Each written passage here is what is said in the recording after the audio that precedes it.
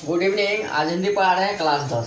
यहाँ लिखे हैं हिंदी कक्षा 10वीं बोर्ड परीक्षा खंड ब है विषय निष्ठ प्रश्न। निम्नलिखित कथांशों में से किसी एक को पढ़कर नीचे दिए गए प्रश्न के उत्तर दे। प्रत्येक प्रश्न 2 अंकों का है। फिर से एक बार बता रहे हैं, हिंदी कक्षा 10वीं बोर्ड परीक्षा खंड ब है विषय निष्ठ प्रश्न। निम्नलिखित कथांशों में से किसी एक को पढ़कर नीचे दिए गए प्रश्नों के उत्तर दे। प्रत्येक प्रश्न 2 अंकों का है। यहाँ प्रश्न में है 5 नंबर में है, प्रश्न है सूर तथा अन्य कृष्ण भक्त कवियों की रचनाओं में स्त्री पुरुष संबंधों के चित्रण में खुलापन क्यों मिलता है।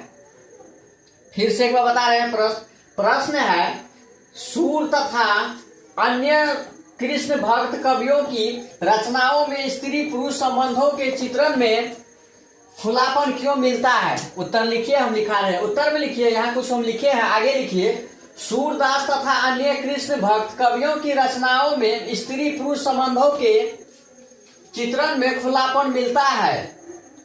फिर से एक बार बता रहे हैं, उत्तर में लिखिए। सूरदास तथा अन्य कृष्ण भक्त कवियों की रचनाओं में स्त्री पुरुष संबंधों के चित्रण में खुलापन मिलता है। इसका मुख्य कारण है ब्रज की आभार। इसका मुख्य कारण है ब्रज की आभार। संस्कृति जिसमें उस समय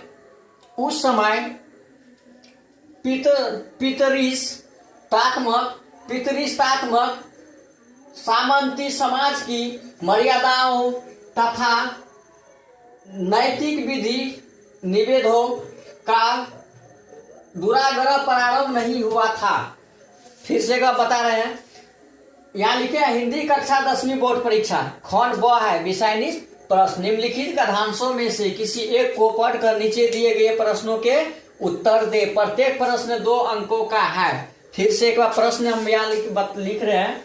प्रश्न में है सूर तथा अन्य कृष्ण भक्त कवियों की रचनाओं में स्त्री पुरुष संबंधों के चित्रण में खुलापन क्यों मिलता है। फिर से बता रहे हैं, प्रश्न है सूर तथा अन्य कृष्ण भक्त कवियों की रचनाओं में स्त्री पुरुष संबंधों के चित्रण में खुलापन क्यों मिलता है। उत्तर में लिखिए, 5 का उत्तर लिखिए। सूरदास तथा अन्य कृष्ण भक्त कवियों की रचनाओं में स्त्री पुरुष संबंधों के चित्रण में खुलापन मिलता है। आगे लिखिए, इसका मुख्य कारण है ब्रज की आभार।